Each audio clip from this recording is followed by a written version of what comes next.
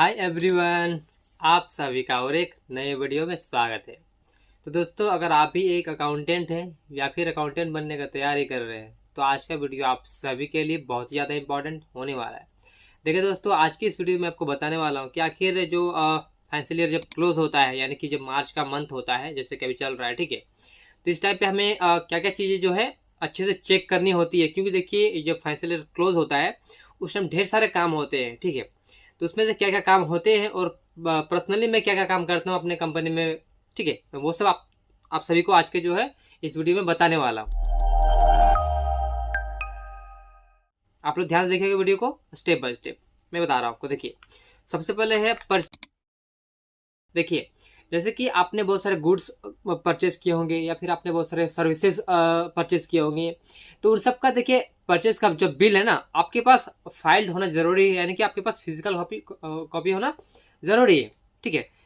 और साथ में साथ आपके पास टैली में भी एंट्री होना जरूरी है। ये दो चीज आपको ध्यान देना है। जितने भी आपके पास फिजिकल कॉपी है जो कि आपका आया हुआ है पूरा फाइनेंशियल ईयर में, उन सभी का एंट्री टैली में होना जरूरी है।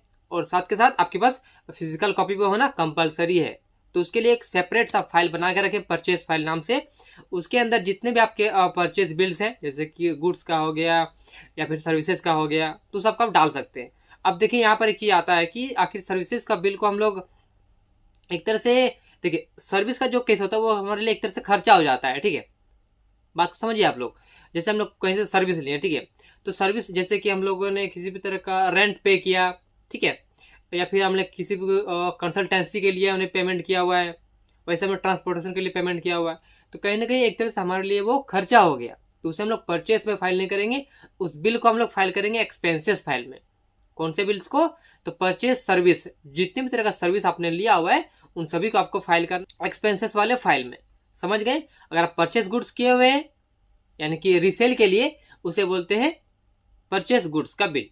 तो उसे आपको अलग सेपरेट फाइल करना है परचेस गुड्स वाले बिल को, और जो आपने सर्विस लिया उसे फाइल करना है एक्सपेंसेस में। समझ गए? चलिए आगे बढ़ते हैं। नेक्स्ट देखिए, सेम ऐसे ही आपको क्या करना है, सेल बिल। जैसे कि आपने सेल बिल इशू भी तो क्या होगा, तो जितने भी आपने सेल बिल टैली से इशू किया या फिर कोई सा भी सॉफ्टवेयर से इशू किया हुआ है, तो सभी सेल्स बिल का एंट्री आपके पास टैली में तो होना ही चाहिए।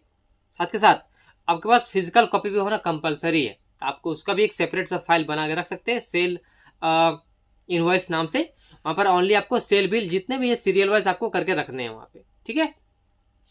नेक्स्ट है क्रेडिट नोट्स। अब देखिए, आपने जितने भी क्रेडिट नोट्स इशू किए हुए हैं पूरा फाइनेंशियल ईयर में, वो सभी आपको फिजिकल कॉपी होना जरूरी है आपके पास। तो उसका भी एक सेपरेट सा फाइल बना दें, स्पेशली क्रेडिट नोट के लिए अलग से फाइल बना दें, ठीक है। उसके बाद डबल चेक कर ले एक बार कि टैली में जो आपका एंट्री है वो एंट्री आपके पास फिजिकल कॉपी में है या नहीं है। ओके। नेक्स्ट सेम ऐसे डेबिट नोट्स। डेबिट नोट के केस में भी आपको ऐसे ही करना है, डबल चेक कर लेना है। जितने भी आपके पास टैली में डेबिट नोट्स है, उतने फिजिकल कॉपी आपका डेबिट नोट्स आपके पास भी होना चाहिए, ठीक है।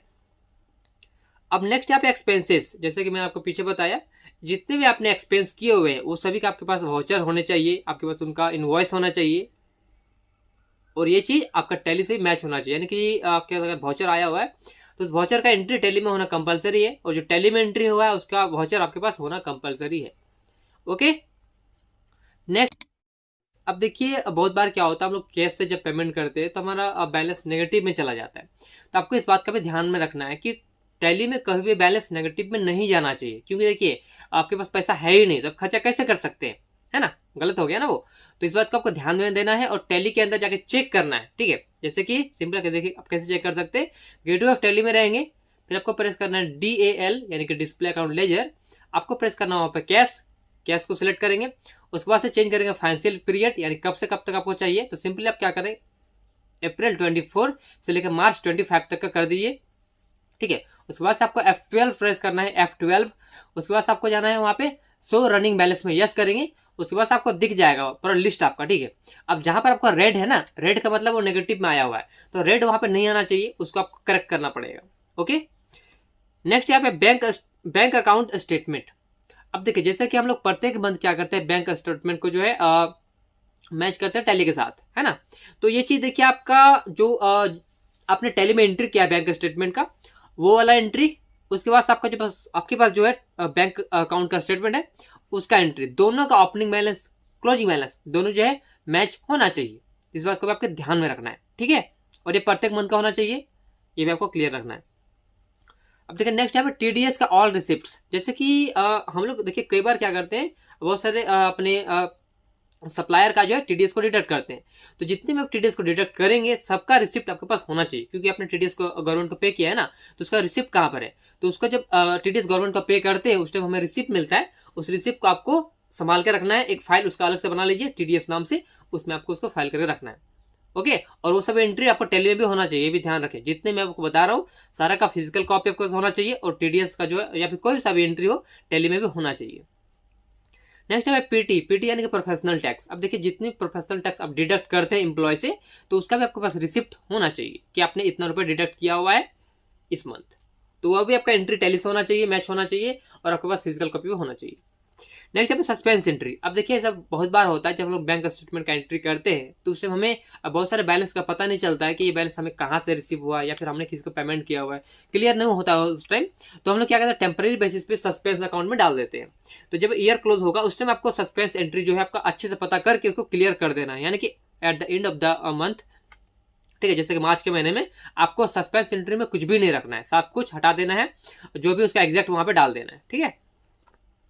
नेक्स्ट है डेप्रिसिएशन। अब देखिए डेप्रिसिएशन का भी आपको एंट्री करना पड़ सकता है, क्योंकि देखिए ऐसा बहुत बार होता है डेप्रिसिएशन का एंट्री अकाउंटेंट को ही करना पड़ता है, और ऐसा कई बार होता है कि हमारे जो सीए होते हैं सीए कर देते हैं डेप्रिसिएशन का एंट्री, ठीक है। तो देखिए हमारे केस में क्या होता है, हमारा जो हमारा सीए है वही हमारा डेप्रिसिएशन का एंट्री कर देते हैं, ठीक है, क्योंकि इसमें बहुत सारे लॉ होते हैं, जैसे कि फिर इनकम टैक्स एक्ट की तरफ से करना है, तो वो लोग को मालूम होता है तो वो लोग कर देते हैं, ठीक है। ये मैं पर्सनली बता रहा हूँ आपको, आप सभी को।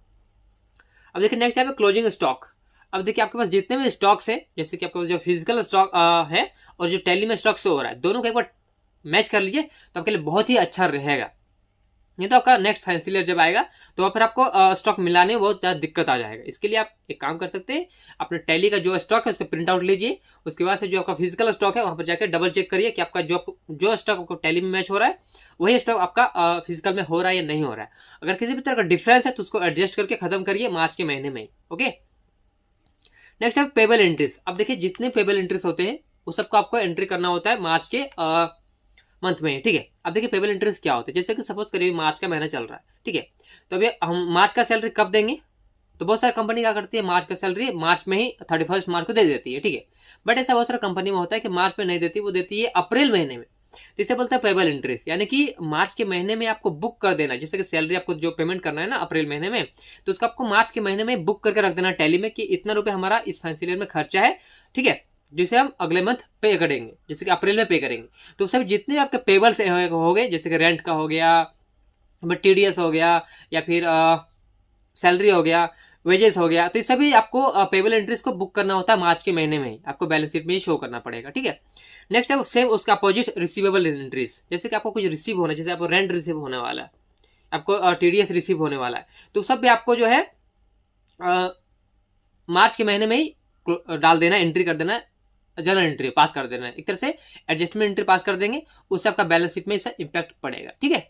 तो दोस्तों ये था कुछ इंपॉर्टेंट पॉइंट्स जो कि किसी भी अकाउंटेंट को जो है ये सब रेडी करना होता है। अब आप लोग यहाँ पे सोच रहे होंगे कि मैंने यहाँ पे जीएसटी फाइलिंग का नाम नहीं लिया, ठीक है, जैसे कि GSTR 1 हो गया, GSTR 3 हो गया, उस सबका मैंने नाम नहीं लिया। अब देखिए बेसिकली क्या होता है हमारे कंपनी में, जो हमारे GST 1 हो गया या फिर GST 3 हो गया या फिर TDS फाइलिंग हो गया, वो सब का हमारा सीए देखते हैं, ठीक है। तो वो सब में हमारा सीए जो है उसे डबल चेक करते हैं, क्योंकि उन लोगों को पता होता है कि उन लोगों ने जीएसटी का जो है फाइलिंग कब किया था, कितना का एडजस्टमेंट हुआ था, क्या हुआ था, GSTR 3 में क्या एडजस्ट किया था, क्या पेमेंट किया था, तो उन लोग को उसके बारे में नॉलेज रहता है, आइडिया रहता है, क्योंकि वही लोग उस सब का काम करते हैं। इसके लिए मैंने आपको यहाँ पे नहीं बताया, क्योंकि वो सब काम हमारा अकाउंटेंट का यानी मेरा नहीं होता है, वो सब काम हमारे सीए देख लेते हैं, जितने भी तरह का फाइलिंग हो गया वो सब, ठीक है। तो देखिए दोस्तों ये सब कुछ मेन पॉइंट्स थे जो कि मैंने आपको बताया इस वीडियो में, जो कि किसी भी अकाउंटेंट को ये सब चीज़ें आनी चाहिए अच्छे से, और ये सब को उनको रेडी करके रखना है। जब मार्च का मंथ क्लोज होगा उस टाइम ये सभी चीज़ों को डबल चेक करके एक बार अच्छे से फाइल करके रख दीजिए, क्योंकि फिर नेक्स्ट फाइनेंशियल ईयर से आपको टाइम नहीं मिलेगा इसके लिए, ठीक है। और दोस्तों अगर आप लोग चाहते हैं कि मुझसे पर्सनल ट्रेनिंग लेना, तो आप लोग इस दिए गए नंबर पर हमसे कॉन्टैक्ट कर सकते हैं व्हाट्सएप पर। और हाँ, ये बिल्कुल फ्री नहीं है, ध्यान रखें, इसमें आपको कुछ चार्जेस भी पे करने पड़ेंगे। और देखिए इस वीडियो के बाद भी अगर आपका मन में किसी भी तरह का और भी सवाल है तो आप नीचे कमेंट सेक्शन में हमसे पूछ सकते हैं। बाकी अगर आपको वीडियो अच्छा लगा तो वीडियो को लाइक जरूर करें, चैनल पर नए हैं पहले बार आए हैं तो चैनल को सब्सक्राइब करें, साथ ही बेल आइकन जरूर प्रेस करें ताकि आपको नोटिफिकेशन हमेशा मिलते रहेंगे। तो दोस्तों वीडियो का अंत तक देखने के लिए बहुत बहुत धन्यवाद, मिलते हैं अगले वीडियो में।